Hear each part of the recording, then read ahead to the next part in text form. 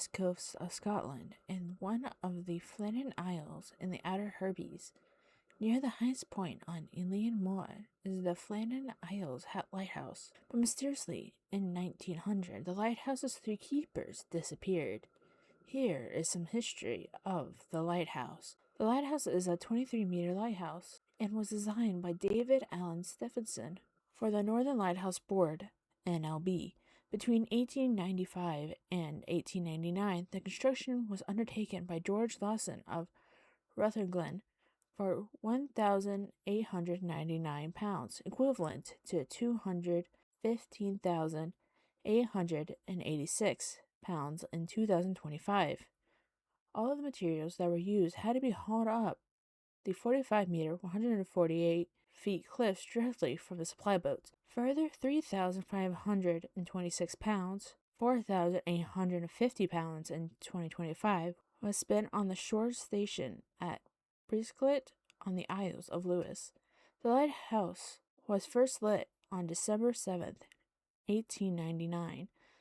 The cable-hauled railway was built to facilitate the transport of provisions up the steep granites from the landing places. The cable was powered by a small steam engine in a shed adjoining the lighthouse. The rail line descended from the lighthouse in a westerly direction and then curved around to the south. In the approximate center of the island, it forks by means of a set of hand-operated points dubbed, quote, Clapham Junction, end quote, in reference to a railway junction in London. One branch continued its curvature to head eastwards to the east landing place on the southeast corner of the island, forming a half circle of the island. The other, slightly shorter, branch curved back to the west to serve the west landing, situated in a small inlet on the island's south coast. The final approaches to the landing stages were extremely steep. The cable was guided around the curves by pulleys set between the rails, and a line of posts set outside the inner rail prevented it from going too far astray should it jump off the pulleys. The cargo was carried in a small wheeled bogie. In 1925, the lighthouse became one of the first Scottish lights to receive communications from the shore by wireless telegraphy. In the 1960s, the island's transport system was modernized. The railway was removed, leaving behind the concrete bed on which it had laid to serve as a roadway for a quote-unquote GAT, a three-wheeled rubber-tired cross-country vehicle powered by a 400 cubic centimeter four-stroke engine built by Emmers McLean of Galashiels. This had a somewhat shorter working life than the railway, becoming redundant in its turn when the helipad was constructed. On September 28, 1971, the lighthouse was automated. A reinforced concrete helipad was constructed at the same time to enable maintenance visits in heavy weather. The light is produced by burning acetylene gas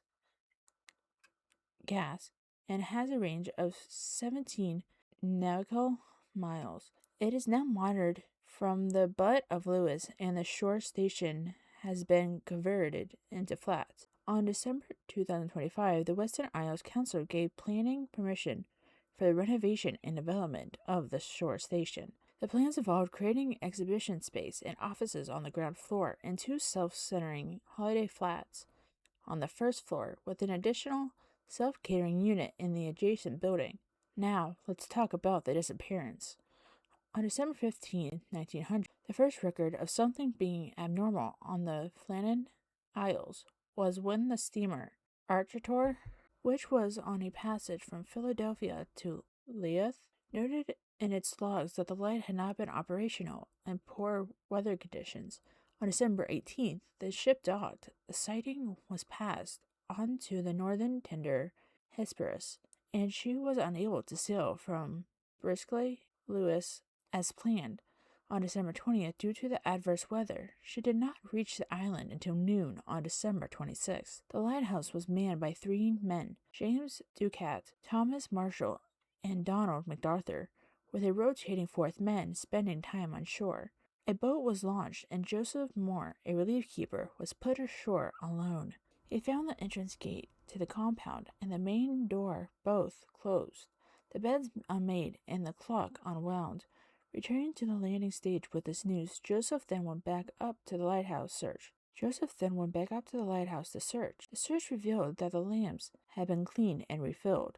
A set of oil cans was found, suggesting that one of the keepers had left the lighthouse without them. There was no sign of any keepers, neither inside the lighthouse nor anywhere on the island. Moore and three volunteer seamen were left on the island to attend to the light, and Hesperus returned to Lewis. Captain Harvey sent a telegram to the Northern Lighthouse Board dated December 26, 1900, stating a dreadful incident has happened on the Flannans. The three keepers, Ducat, Marshall, and the occasional, have disappeared from the island. The clocks were stopped, and other signs indicated that the accident must have happened about a week ago. Poor fellows, they must have been blown over the cliffs or drowned trying to secure a crane. On a little more, the man scoured every corner of the island for clues as to the fate of the keepers. They found that everything was intact at the east landing, but the west landing provided evidence of damage caused by recent storms. A box at 33 meters above sea level had been broken and its contents strewn about. An iron railway by the path was wrenched out of its concrete, and a rock weighing more than a ton had been displaced. On the top of the cliff, more than 60 meters, 200 feet above sea level, turf has been ripped away as far as 10 meters, 33 feet from the cliff edge. Let's now talk about the investigation. On December 10th, 1900, Robert Muirhead, a Northern Lighthouse Board (NLB) superintendent, arrived to investigate the disappearance. Muirhead had originally recruited all three of the missing men and knew them personally. He examined the clothing that was left behind in the lighthouse and concluded that Duquette and Marshall had gone down to the western landing stage, and MacArthur, the occasional, had left the lighthouse during heavy rain in his shirt sleeves. He noted that whoever left the light last and unattended was in breach of the NLB. He also noted that some of the damage to the west landing was, quote, difficult to believe unless actually seen, end quote. From evidence which I was able to procure, I was satisfied that the men had been on duty up till dinner time on Saturday the 15th of December, that they had gone down to secure a box in which the mooring ropes, landed ropes, etc., were kept, and which was secured in a crevice in the rock about 100 feet, 34 meters above sea level, and that an extra large sea had rushed up the face of the rock, had gone above them, and coming down with immense force had swept them completely away. Duquette left a wife and 4 children. MacArthur left a wife and 2 children. The disappearance tarnished the lighthouse's reputation for many years after the incident. And now we move on to the speculation and conjecture.